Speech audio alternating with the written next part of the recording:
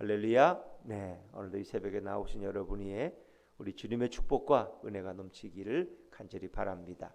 자, 이제 우리 앞에 부분 어제 아침까지는 우리가 예수님이 이제 십자가에 죽으시고 마지막 과정까지 우리가 생각했습니다.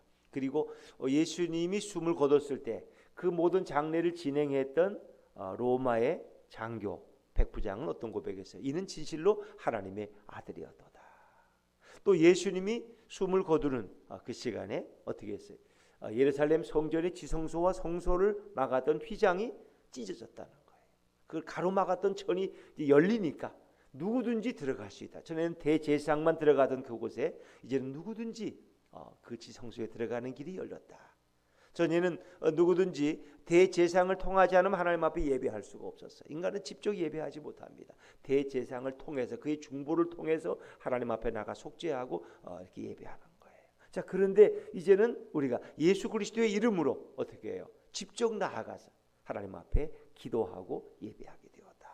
그리고 하나님 앞에 직접 나아가서 기도하고 부르짖고 그와 관계하게 되었다. 그런 의미에서 우리는 뭐예요? 다 왕 같은 제사장들이라고 그렇게 성경은 설명하고 있습니다.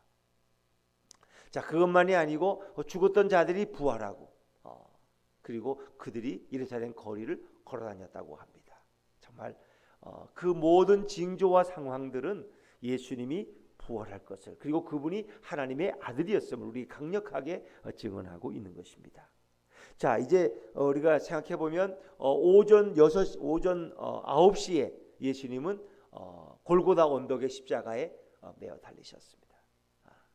그리고 오후 3시 숨을 거두십니다.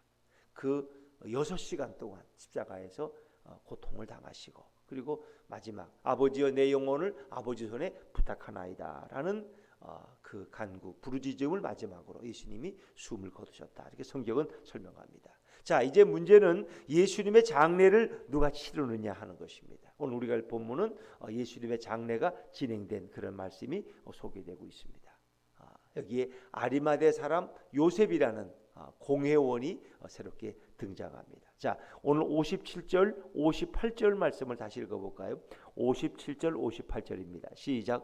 저물었을 때에 아리마대의 부자 요셉이라 하는 사람이 왔으니 그도 예수의 제자라. 빌라도에게 가서 예수의 시체를 달라 하니 이에 빌라도가 내주라 명령하거늘. 아멘. 저물었다는 거예요. 자, 오후 3시가 되어서 예수님은 숨을 거뒀지만 누가 과연 예수님의 장례를 치르느냐? 여러분, 사람이 나무 십자가에 달려서 죽었으면 그걸 이제 내려야 돼요. 내일이 안식일이기 때문에 안식일 전에 모든 장례가 끝나야 돼요. 그러니까 저녁 6시가 되면 안식일이 시작되기 때문에 장례를 치를 수가 없고 사람들이 일할 수가 없어요. 그러니까 어찌 보면 짧은 시간, 오후 3시부터 6시 사이에 불과 3시간, 그 사이에 누가 장례를 치르느냐? 그렇지 않으면 그냥 로마 군병들이 그냥 끄집어내서 아무데나 파묻어 버리면 끝날 거예요. 제자들이 다 뿔뿔이 도망갔는데 누가 와서 장례를 치르겠어요? 아무도 할 사람이 없어요. 그러나 지켜보던 여인들이 있지만 그 여인들은 그럴 만한 힘이 없어요. 그 시신을 내어달라고 말해도 내어줄 리도 없을 뿐더러 그걸 감당할 그런 힘이 안 됩니다. 또 준비된 묘실도 없습니다. 자, 그런데 여기 하나님이 준비했던 아리마대 부자 요셉이라는 사람이 등장을 합니다. 저물었을 때 아리마대 부자 요셉이라는 사람이 왔으니 그도 예수의 제자라. 그도 예수의 제자였다고 설명합니다. 그래서 우리가 성경에 보면 니고데모라는 사람, 요한복음 3장에 예수님께 와서 거듭남을 질문했던 니고데모도 공회원이었어요. 근데 오늘 여기 오는 아리마대 사람 부자 요셉도 어찌 보면 고위 공무원이라고 그 다시 공회원이라는 어떤 높은 직위에 있던 사람이에요. 자, 그가 빌라도에게 가서 예수님의 시신을 달라고 요청하게 됩니다. 이게 참 굉장히 어려운 일이에요. 왜? 그 당시 분위기가 예수님이 어찌 보면 역적으로 몰려서 십자가에 죽는다는 것은 가장 참혹한, 가장 흉악한 죄인이라는 걸 의미하거든요. 더구나 그것이 로마의 가이사에게 저항해서 새로운 나라를 일으키려고 그러다가 이 붙잡혀 체포되어서 죽는 그런 거에 그 반역의 일에 누가 함께 끼기를 원하겠습니까? 지하들은 다 숨을 죽이고 뿔뿔이 흩어져서 지켜보고 있었을 거예요. 아무도 나설 수 없는 상황에 나선 사람이 바로 아리마대 부자 요셉이었다. 요셉이었다. 더구나 빌라도에게 가서 예수의 시신을 내어달라고 그런 요구할 정도의 신분과 권위를 가진 그런 사람이에요. 참 놀라운 일이죠. 특별히 우리가 다른 성경에 보면은, 다른 복음서에 보면은 마가복음 15장 43절에 그는 존귀한 공회원이요 하나님 나라를 기다리는 사람이었다. 하나님 나라를 기다리는 그런 존귀한 공회원. 공회원이라는 것은 그가 그 당시에 그 70여 명이 모이는 공회원의 멤버라는 굉장히 높은 직위에 있던 사람이라는 걸 말하죠. 누가복음 23장 50절 이하에 보면 그는 공회원이고 선하고 의로운 요셉이었다고 설명합니다. 또 거기 누가복음 23장 51절 이후에 보면 이 가로를 쳐놓는 거예요. 나중에 보세요. 가로를 쳐놨는데 거기 이렇게 써 있어요. 그들의 결의와 행사에 찬성하지 아니한 자라. 다시 말하면 아리마대 사람 요셉은 예수를 십자가에 죽이는 투표에 참여하지 않고 반대했다는 거예요. 이 사람. 그러니까 남들이 다 찬성하는데 유일하게 반대한다는 건 어렵잖아요. 그렇죠? 어려워요. 다 사람들이 저 사람은 무슨 꿍꿍이가 있어서 저걸 반대할까? 저 예수판이야? 뭔가 의심받을 수 있는 거예요. 근데 이 사람은 거기에 찬성하지 아니했던 사람이었다. 이게 참 놀라운 일이에요. 자, 어떻게 이렇게 숨어있던 제자가 있을 수 있을까? 그리고 어떻게 그런 살벌한 상황 속에서 예수님의 시신을 달라고 공개적으로 요청할 수 있을까? 이건 참으로 어려운 일이에요. 이게 쉬운 일이 아니에요. 그런데 좀 아리마대 사람 요셉에게 이런 용기, 이런 믿음이 어디서 생겼을까? 쉬운 일이 아니에요. 근데 결국은 그가 그 일을 해내요. 아마 우리 예수님께서, 우리 하나님께서 아리마대 사람 요셉의 마음에 이런 용기와 믿음을 주신 줄로 믿습니다. 그는 도저히 할 수 없는, 누가 감히 그런 상황 속에서 예수님의 시신을 달라고 그러고 자기의 묘실에, 그러니까 구약에 보면 부자의 묘실에 예수님이 장례되었다. 부자의 묘실. 그런 부자였어요. 구약의 예언대로. 그리고 자기를 위해 준비했던 그 화로운 묘실에 예수님을 모시게 되었다는 거예요. 참 놀라운 일이에요. 이 하나님의 일에는 다 하나님이 준비하고 예비하시는 줄로 믿습니다. 예수님이 어디 십자가에 죽는 얘기만 하시고 부활하신 얘기만 했지 자기를 장래에 대해서는 말씀하신 얘기 오직 한마디 말씀이 있다면, 오늘 마리아라는 여인이 와서 향유옥합을 깨뜨려서 예수님의 머리에 부을 때 이 여인이 내게 좋은 일을 했다. 이 여인이 내 장래를 준비했다는 그 말씀 한마디밖에 없어. 예수님은 자기가 죽을 어디 묘실 하나 준비해 놓은 것도 없고 땅을 사는 것도 한 평도 없어요. LH 직원도 아니었겠고 예수님은 땅도 어디 생각도 없어요. 그런데 어떻게 하나님께서는 아리마대 사람 요셉을 준비시켜 놓았다. 그는 모든 걸 감당할 재력과 능력. 또 다른 성경에 보면은 니고데모도 거기 와서 거들었다 그래. 거기 와서 거들었다 그래. 참 놀라운 하나님의 예비하심. 그러니까 우리가 인간적으로 보면은 이거 도저히 아무것도 없는 절망적인 상황이지만 우리 하나님께는 다 길이 있는 줄로 믿습니다. 하나님이 하시면 거기 반드시 길이 있다. 피할 길이 있고 하나님이 놀랍게 준비하셔서 그 길을 예비하시더라는 거예요. 그러니까 우리는 사람의 생각대로 너무 계산하지 말라는 거예요. 목사님 어떡하려고 그래요? 이제 이렇게 하고 이제 끝나는 건데 이거 어떡하려고. 아니 주님은 준비하고 계신다니까요. 아니 살아계신 주님이 왜 우리를 왜 준비하지 않겠습니까? 우리는 늘 앞에 눈에 보이는 것만 보고 절망하고 눈에 보이는 것만 보고 한탄하고 눈에 보이는 것만 보고 불평합니다. 왜 저렇게 하지? 저러다가 이제 끝나는 거 아니야? 근데 하나님은 다 준비하고 계신다. 여호와 이레 주님께서 누가 감히 예수님을 위한 좋은 묘실을 준비한다고 생각했겠어요? 빌라도에게 당당히 가서 그것을 내놓으라고 그가 유두고 하니까 빌라도는 그 요셉이란 그 공회원이 얼마나 존귀한 사람이고 백성에게 인정받는 사람이고 또 부유한 사람이고 그가 너무나 깨끗한 사람이었기 때문에 아마 그 말에 대해서 토를 달지 않고 장교들에게 내주어라. 그거 토를 달 수 있죠. 네가 왜 예수와 무슨 관계가 있느냐? 너 혹시 예수의 제자 아니냐? 너 혹시 예수님께 뇌물 받은 거 아니냐? 별 얘기를 다 할 수 있어요. 너도 그 반역에 가담한 자가 아니냐? 요즘 같으면 뭘로 못 끼워서 넣겠어요. 다. 그 사람하고 전화만 해도 다 붙들려 와서 예전에는 신문도 받고 고문도 받았는데, 그런데 빌라도가 깨끗하게 내어줘요. 이것은 하나님의 역사다. 하나님의 역사다. 자, 이제 그가 어떻게 장례를 치릅니까? 59절 60절 말씀. 59절 60절 말씀 같이 읽어보죠. 시작. 요셉이 시체를 가져다가 깨끗한 세마포로 싸서 바위 속에 판 자기 세무덤에 넣어두고 큰 돌을 굴려 무덤 문에 놓고 가니. 요셉이 시체를 가져다 깨끗한 세마포, 이건 아주 비싸고 고운 세마포로 이제 시신을 싸는 거예요. 아무도 사용해 보지 않은 세마포로. 또 바위 속에 판 자기 새 무덤에, 새 무덤에. 다른 병에는 그거는 괜히 호화로운 무덤이었다. 부자를 위해 준비된 무덤인데, 왜? 그분은 하나님이시고 하늘의 왕이신데 왕이 묻힐 무덤이 어디 작고 부족해서 되겠어요?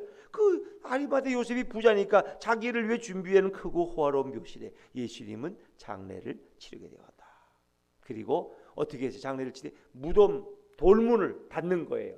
그 예전 무덤, 우리의 무덤의 개념은 다르고, 우리는 땅을 파고 거기에 묻고 이렇게 봉분을 쌓았지만은 유대인들의 무덤은 그게 아니에요. 이런 큰 굴을 준비하는, 굴을 파서 줄을 준비하고, 그리고 그 굴 입구를 큰 돌로 막으면 그게 장례가 끝난 거예요. 장례가 끝나. 자, 어떻게 하나님께서는 이 놀라운 일들을 이렇게 준비하셨을까? 여러분 보세요.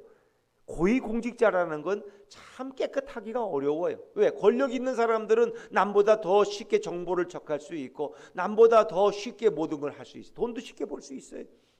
그러니까 그분들이 그렇게 깨끗하다는 게 어려워. 공의롭다는 게 참 어려워. 권력이 오면은 정의롭기가 어려워요. 왜? 권력은 부패할 수밖에 없거든. 그런데 그 사람은 선하고 의로운 사람이에요. 하나님이 그를 그렇게 보존해 주신 거예요. 또 그는 돈 많은 부자야. 여러분, 부자가 예수 믿기 얼마나 어려운 거 아시죠? 여러분이 지금 돈이 없으니까 여기 와 있으시지, 한 몇백억 재산가가 되면 이 토요일 새벽에 여기 오겠어요? 저기 어디 벚꽃놀이 가지? 여러분 안 그러겠어요? 돈 많고 예수 잘 믿기가 참 어려워요. 믿는 척 할 수는 있지만 진심으로 믿기가 어려워. 왜? 그는 하나님보다 돈을 더 사랑하니까. 돈이 자기의 우상인데, 돈만 있으면 안 되는 게 없는데, 권력도 살 수 있고 명예도 사고 인기도 사고 돈 가지고 안 되는 게 어디 있어?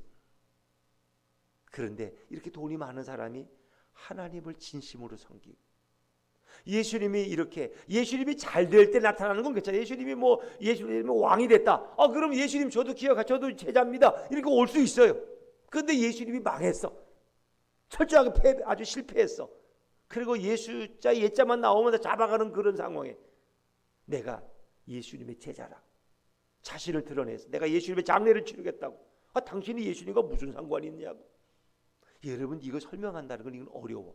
자기 재산을 지키고 자기 권위를 지키고 자기 신부를 지키기도 바쁜데, 그런데 그 사람은 감히 자기를 내어버리고 나와서 예수님의 시신을 내어달라, 내가 장례를 치러야 되겠다. 이건 참 놀라운 일이에요. 그러니까 부유하지만 부자지만 하나님께서는 그의 마음속에 이런 신실한 믿음을 부어주셨다는 것입니다.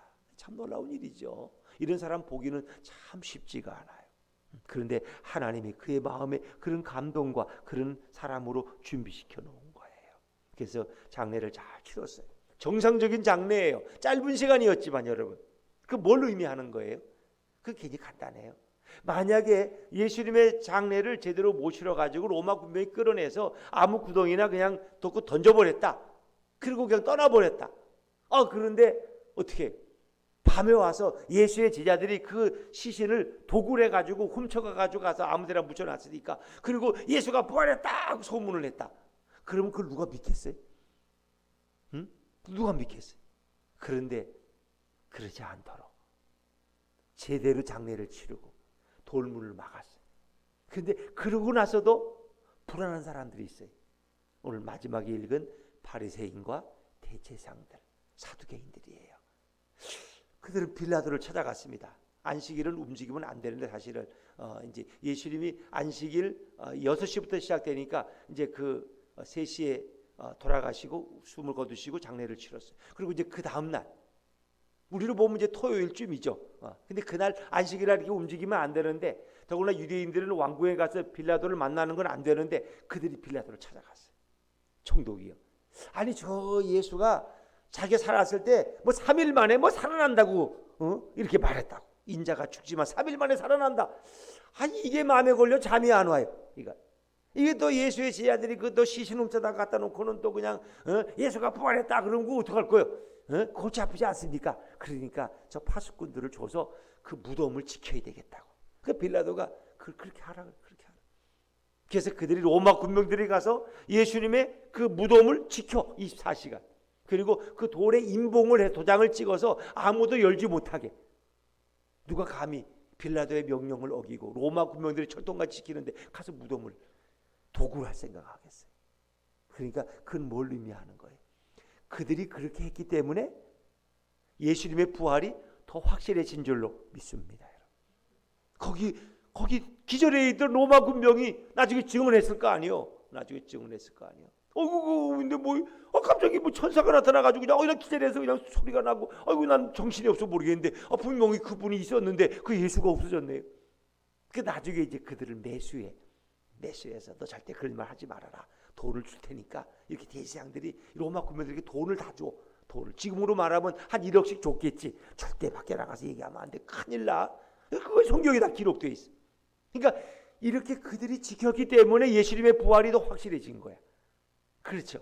그냥 저 미아리 고개 어디 암데라고 공동묘지에 묻어놨는데 예수 신 없었대. 이러면 누가 믿겠어? 그런데 로마 군병들이 지켰고 빌라도가 임복을 했고 제대로 장례를 치렀고 거의 감히 누가 그 제자들이 무슨 용기가 있어가지고 로마 군병들한테 가서 그들을 치고 가서 예수의 시신을 뺏어올 이유도 없어. 왜? 그들은 예수님에 대한 어떤 부활의 신앙이 없어. 예수님 죽으면 끝이야. 이제 부활한다는 생각을 해본 적이 없어. 계속 말씀하셨지만 그들은 소기의 경일기야. 그럼 예수의 부활을 걱정하고 믿을 사람이 누구예요? 오늘 이 사람들이요. 사두개인들하고 대제사장들. 이들은 예수님이 부활할 거 걱정이 돼서 견딜 수가 없어. 아니야, 부활할 것 같아. 또나 바리새인들은 또 실제 부활을 믿는 사람들이야. 그러니까 사두개인들은 부활을 안 믿어. 대제사장들은. 그러나 바리새인들은 부활을 믿는 사람이야. 서로 같이 예수를 죽였지만은 그들은 생각이 달라요. 파가 달라. 그러니까 저 예수가 혹시 부활하면 이거 큰일이잖아. 그들이 우리보다 믿음이 더 좋다니까. 안 그래? 우리보다 믿음이 더 좋아. 예수 믿는 사람들은 예수님이 재림할까 생각도 안 하는데 다비 성교회는 예수님이 재림한다고 소문내고 다녀가지고 한 20년 전인가 그 난리 법석을 떨잖아. 우리는 예수님의 재림할 걱정도 안 해. 그냥 아무렇게나 그냥 살아. 오시면 오실 때 되면 오시겠지. 내가 알기 뭐야. 이렇게. 그런데 그 사람들은 이단이지만은 예수님이 곧 오신다고 해가지고 사람들을 끌어모아서 그 산속에 가서 예수님의 재림을 기다려. 예수님의 부활을 정작 제자들은 안 믿었어. 아리마대 요 사람 요셉도 아마 안 믿었을 거예요. 그러니까 예수님에 대한 그 사랑과 믿음 때문에 하나님 주신 감동 때문에 그렇게 했지 예수님이 살아내라고 생각도 못했을 거예요. 여기 마지막 지켜보던 여인들도 예수님의 부활을 믿었어요? 안 믿었어요? 안 믿었어요. 예수님의 부활을 믿은 사람은 아무도 없어. 그런데 오직 사두개인들만, 바리새인들만 믿었어. 혹시 모르잖아요. 혹시. 여러분 혹시 생각 안 해?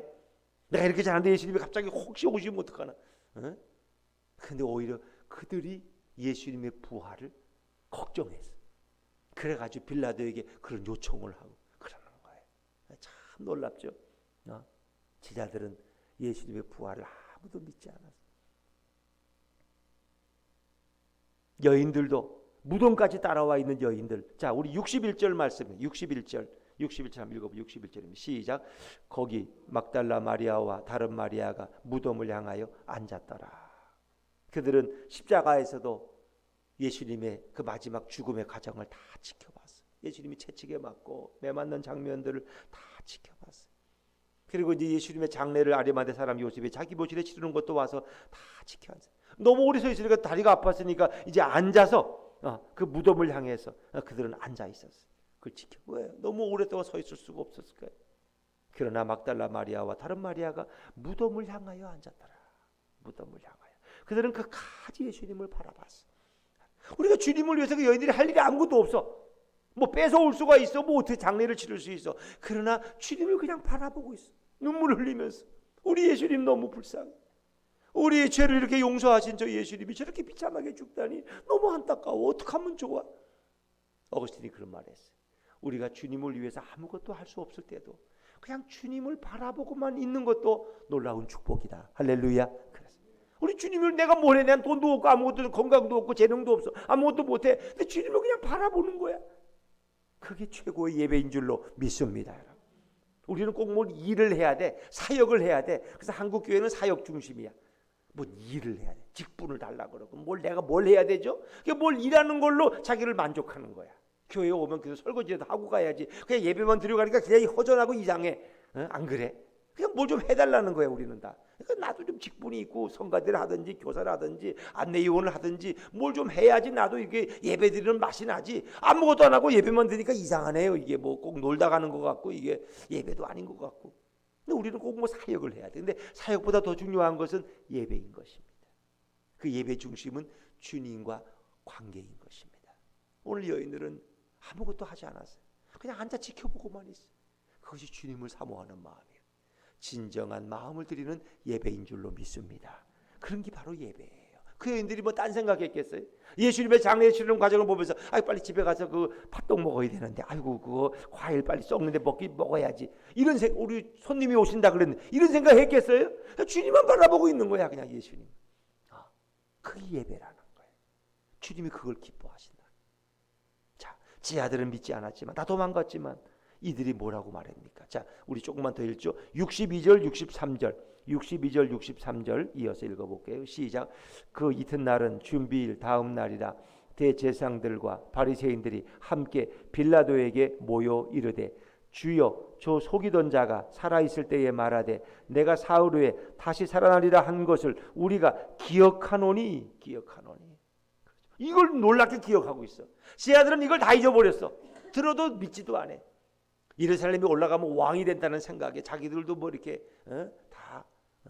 우리 보스가 가서 왕이 되면 우리도 다 영의정 자의정 도지사쯤은 하겠지. 다 이런 기대에 부풀어 있던 그들에게는 부활이고 뭐 인자가 죽고 뭐 고난을 당하고 귀에 들어오지가 않아. 그 사람들은 듣고 싶은 것만 들어.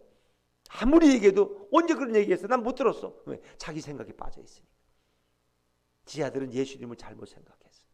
예수님만 따라가면 출세할 줄 알았어. 다 잘 될 줄 알았어. 그런데 예수님은 어찌 보면 세상의 기준으로 보면 실패한 분이야. 실패한 선지자야. 자기 말대로 나귀 새끼 타고 입성하는 게 끝이었고 그 다음엔 잡혀가지고 매 맞고 옷벗김 당하고 조롱당하고 사람들이 비웃고 남은 구원에 자기는 못 구원해. 한번 내려와봐. 그럼 내가 믿을게. 이렇게 사람들이 막말하고. 근데 그 예수님의 그 모든 것이 저와 여러분을 위해서 주님이 당하신 고난인 줄로 믿습니다. 왜 그분이 십자가에 달려 죽으셨어요? 어떤 분이 십자가를 설명하는데 그렇게 설명해. 십자가는 예수님께서 한 손으로는 하나님을 잡으시고 한 손으로는 절망한 인간을 잡는 것이다. 예수님이 중간에서. 그리고 하나님을 향해서 아버지여 여기 당신의 자녀들이 있습니다. 그리고 이 절망하고 병든 인간들의 손을 잡으시고 아들아 딸아 여기 너의 아버지가 계신다. 그래서 하나님의 손과 인간의 절망한 손을 서로 잡아주게 하는 이게 바로 십자가라는 거예요. 분리되었던 그 담의 죄악의 장벽이 허물어지고 하나님의 손과 인간의 손이 마주잡게 된 것. 이것이 십자가고 구원의 역사인 줄로 믿습니다. 이것이 바로 십자가예요. 예수님이 하나님과 인간을 맺어주는 중보자의 역할을 하신 거야. 그 십자가라는 건 어떻게 해요? 생기 자체가 그렇잖아요. 하나님과 인간이 서로 연결되는 또 인간과 인간들이 서로 연결되는 그런 십자가의 모습을 한번 생각해 보세요. 십자가는 하나님이 얼마나 죄를 싫어하는 걸 보여주세요. 얼마나 인간의 죄가 싫으면 하나님께서 그 죄를 없애기 위해서 당신의 사랑하는 독생자 예수를 내어주면서까지 그 죄를 해결하려고 하죠. 왜? 죄를 너무 싫어하시죠. 또 하나님은 인간을 얼마나 사랑하시는지 우리를 구원하기 죄에서 구원하기 위해서 하나밖에 없는 외아들 예수를 내어줄 정도로 우리 인간들을 사랑하셨어요. 십자가는 하나님이 얼마나 죄를 싫어하는지 십자가는 하나님이 얼마나 우리 인간들을 사랑하시는지 그것을 보여주고 있는 것이 바로 십자가다. 우리는 십자가를 통해서 예수님의 그 놀라운 구속의 비밀을 우리는 발견할 수 있죠. 그렇습니다. 지금은 예수님께서 무덤에 계시는 시간에 베드로전서에 의하면 예수님이 음부에 내려가셔서 그 지옥에 있는 영혼들에게 복음을 전했다는 그런 말씀도 있습니다만 나중에 설명할 기회가 있을 것입니다. 그리고 하나님은 그를 다시 죽은 자 가운데서 일으키셔서 영원한 부활이요 우리의 구주가 되게 하셨습니다. 이제 우리에게 부활의 아침, 부활의 새벽이 기다리고 있습니다. 정말 예수님을 사모하고 예수님을 예배하고 그를 모시고 살아가고자 하는 사람에게는 부활의 아침이 우리의 인생의 새로운 전환점이 될 수 있을 줄로 믿습니다. 부활하신 주님, 생명의 주님, 능력의 주님께서 우리의 인생에 절망한 우리들에게 새로운 소망을 주시고 꿈을 주시고 믿음을 주시고 용기를 주셔서 부활하신 예수님과 함께 담대하게 인생을 살아가는 하나님의 사람들이 다 되게 하실 줄로 믿습니다. 그런 부활의 은혜가 여러분 모두에게 임하기를 주 이름으로 축원합니다.